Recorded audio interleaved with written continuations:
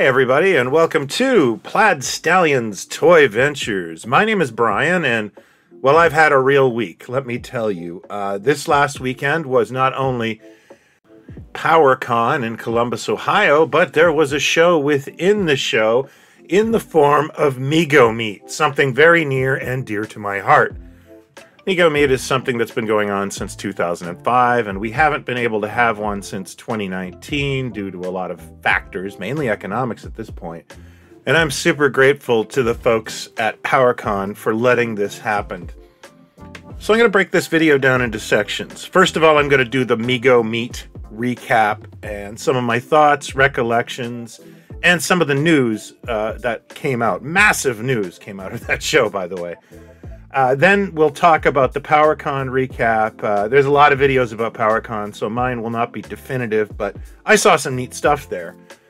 And finally, I'll share my overabundant haul that I got this past weekend. PowerCon is, above all else, a fantastic vintage toy show.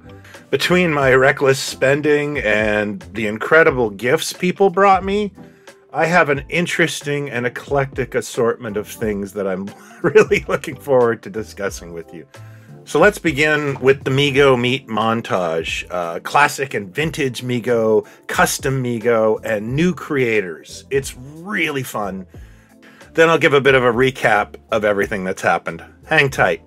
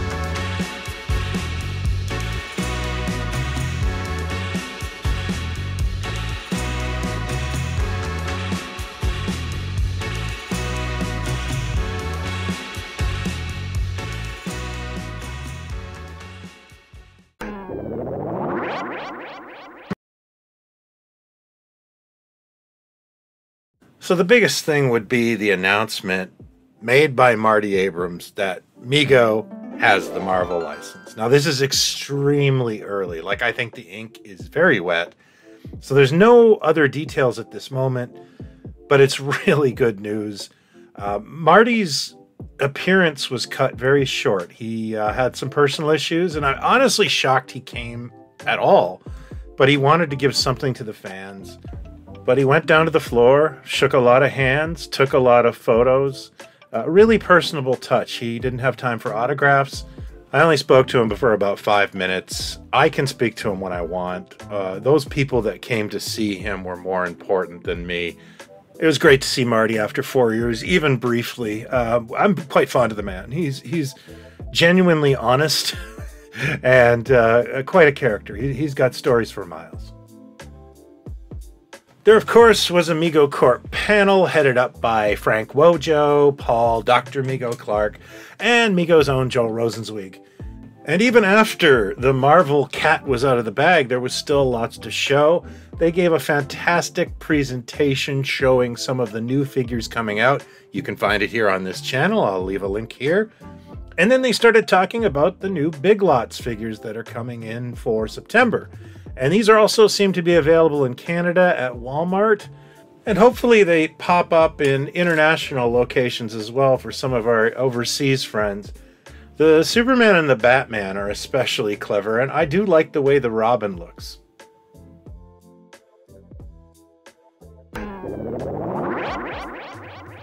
This past weekend, I got to handle and look at so many rare items, and I just wanted to go through a few of the things that I got to see. First off, a fellow brought in a complete mint boxed set of secret identities from Mego. This was the Peter Parker and Clark Kent set. It was still in the Ward's box. He really wanted someone to verify its authenticity, which was very easily done by me because I own a set. I've seen many sets. And he was very relieved to find out he didn't get hoodwinked. But this thing was incredible. I was really grateful to actually be one of the first human beings to ever open those bags and see those perfect heads and outfits in there. He's one lucky guy. In the Mego suite that night, a fellow brought over something I never thought I'd get to hold in the form of these vintage multiple Toyz Justice League of America Rubberneck figures. These are some of the earliest bits of Justice League merchandise. I'm not sure if it predates the Ideal Justice League set, but these are incredibly valuable and in really good condition. I'm told these were childhood toys, and wow, I was impressed. Speaking of Ideal, I also got to handle an original prototype test pull of the Robin figure from the 1966 Batman series, and that was just a humbling piece of toy history to hold. On display at the show was an original prototype made by Mattel for an 18-inch tall Big Jim that never went anywhere, and boy, that was gorgeous. Just absolutely amazing. It's not something I could afford to own, but I just loved seeing it. Also present in the Mego suite that night were original hard copies of the Remco Monsters and quite a pile of test figures from the current Mego Corporation factory. I hadn't handled stuff like this, and it was really neat to see.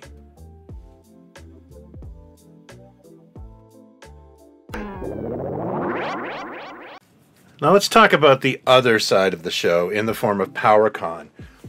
This is a much bigger show, but the thing that made me believe that Mego Meet and PowerCon would gel is the fact that PowerCon is very obviously a very tight-knit group of people, and they're just enjoying things, and the similarities outweigh the differences. Sure, they're a little younger, but there's customizing, there's fandom, there's creativity, and of course, oodles of vintage toys. We did get along, and there was plenty of crossover there. And yes, there were a lot of new toy companies and producers there, and they certainly brought it. But for me, I always just loved the vintage, and man, there was tons of that. So let's walk the show floor, and then I'm going to do my haul from Mego Meet and PowerCon.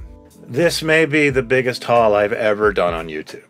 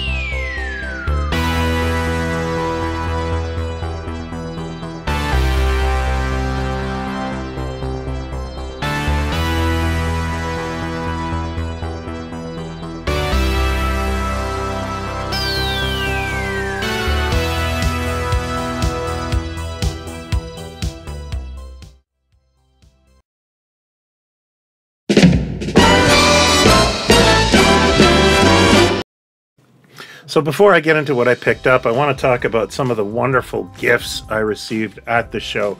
I was not expecting gifts, and I was blown away by it. The first thing I received when I walked in the door is this Infra-Man from my friend Scott at Random Noir Toys. He makes amazing stuff, and I had actually kind of been the bug in his ear about Infra-Man, and I'm glad I did, because this thing is a knockout. And it was just really great to see him again and all his stuff that he's been sitting on for 4 years. And he really brought some neat stuff, and I'm showcasing it here. You can check him out on his Facebook page. I think he does actually have some leftovers from the show. My friend Chris from the PlaidStallions group brought me this little logger. And if you haven't heard of these, no surprise. I just barely figured these out myself. They're basically a boy's version of Seawees, and they thought, what's the manliest thing that they can be? Lumberjacks, that makes sense. This is totally bizarre and also completely charming, and you will be seeing a Toy Ventures article about this line, possibly in the next issue. And what really blew me away was a gentleman came up and gave me his childhood Planet of the Apes multiple toys set. I adore these toys, and I will take very good care of it. I had written his name down. I could not find it. I do apologize, but I didn't want to get it wrong on this video, so please reach out and let me know. My fellow Canadian, Rob McCallum, gave me a Blu-ray of Season 2 of Action Figure Adventure. I'm actually in many of the episodes this season, and I was not prepared to see my name on a Blu-ray outside of the Granddad's Gone Wild series that I don't want to talk about. My friend Scott Cherry gifted me 2 issues of his comic, Barbarian Rage. And it's unlike any comic I've ever seen before. It's puppets and photographs. It reminds me of Viewmasters or, Mad Monster Party. He's doing really cool things over here, so I hope you'll check out Barbarian Rage. My first purchase of the show was these Tron figures. It was a lot on Saturday morning to consider buying a complete loose set of Tron figures, but I've wanted them for ages. And while the price was basically half of what I brought to the show, I realized that, yeah, just do or die. It's now or nothing, and I picked them up.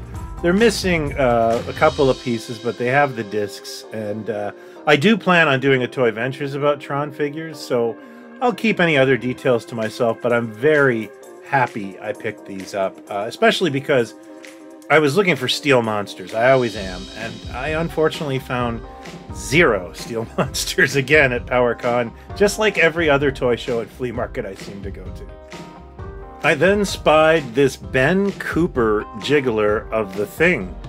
I always wanted those Ben Cooper jigglers. I remember them being advertised in comic books by Heroes World. It's a weird wave that features Doctor Strange and the Red Skull and Spider-Man. Very unusual, mainly B-list characters, but I am a huge Ben Grimm fan. And this person actually didn't have exact change, but the price was so fair, I basically pulled a keep the change. I could not resist this Mego 50th anniversary Riddler from my good pal Frank Wojo at absolutelyretro.com. I actually bought a big box of figures for friends overseas who are having trouble finding the 50th anniversary, but this Riddler was for me. When Mego sent me the Bad Guys wave to review, the Riddler was missing, and I'm a Riddler guy. He is my favorite, so yeah, it had to happen. I also managed to scratch one Micronaut off my list in the form of this Galactic Defender. I was really looking for a Croyer too. I've never owned one. This was a very Micronaut-friendly show, and there was a lot there. And I'm glad I could grab at least one character off my want list. Now, my friend Jason at White Elephant Toys was extremely generous with me, giving me a set of not only his Murderous Maidens, but 2 of his space people that are just brilliant, and this amazing set of the Bog Monster going to prom. One of the things I really love about Jason and White Elephant Toys is how creative he really is and how much energy he puts into this stuff. It's really great and well made. And I'm going to be doing a review of the Super Joe and Darkon figures he has co-produced under the Super Joe Unlimited line, and I will be giving away a few of these figures in a contest as well. I already have a Lilith. I adore it. I want to share his generosity and look for a video and a giveaway in the next week or so. One of the new exhibitors at Mego Meet was Todd over at Tiny Plastic Men. I've been a fan of his for some time now. He just seems to pick a lot of items I like. Like, we have very similar tastes. And I could not resist this Knights Templar from Tombs of the Blind Dead. I love the Blind Dead movies. I would have been really disappointed if I missed out on this. I know he's got some other stuff planned, including horses for the Knights Templar. So, you know, you should check out his Instagram. On the Mego front, one cannot resist the classic board game Ball Buster. I've wanted this one ever since I saw that commercial back in the 90s.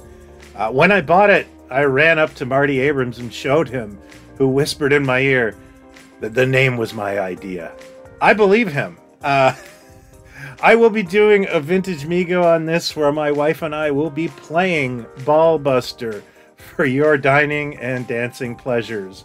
Look for it in the coming weeks. Another highlight of the show was being included on several panels, my favorite being from Plastic to Pages, where I was up there with other authors, including Blake Wright of Toycollectr magazine and The Toys That Time Forgot, Pixel Dan Eardley of that wonderful Masters of the Universe book, and Rich Alott from Blue Milk, and Wayne, who is incredibly talented, and he's producing a 3-volume Toycollectr wish book that has to be seen to believe. It was just amazing. So I picked up a couple of publications there. Namely, I finally got a copy of Toycollectr magazine. That's something I've been looking forward to. I really enjoyed reading it, and it's very well done, and I'm glad it exists. There's a lot of ground to cover in toys and action figure collecting, and this is a compliment. I find Blake is channeling a lot of Toy Fair and Tow Marts. And yeah, I find that compelling reading. And if you like Toy Ventures, check out Toycollectr as well. Now, I thought my spending was done on Saturday when I noticed a new table had arrived, and it was my longtime friend, Mark Huckabone. And we ended up doing a trade. I didn't actually spend any cash with him, but what I got was pretty unexpected and awesome. I picked up this other Ben Cooper jiggler of the Red Skull. Now I have 2 of the 3 I need. And this amazing Denny Fisher boxed android. I had recently decided I wasn't going to collect the Denny Fisher stuff, but I had trade credit, and this was the coolest thing on the table, so I took it. I have not opened him up yet. I do plan to open him up, but I want to do it in a video, so that's another thing for the future.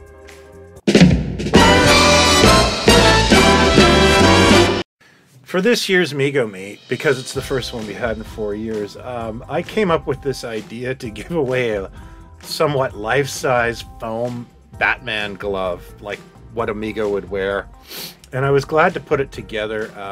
I paid for half of it, and the other half came from my generous sponsors at Mego Corp, Frank at AbsolutelyRetro.com, and Jason over at WhiteElephantToys.com.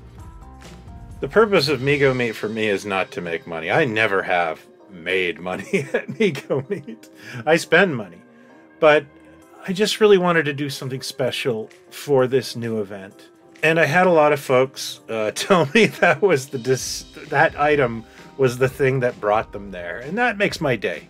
That's what it's all about. And I'm happy to announce that one of our shipments of these gloves got delayed.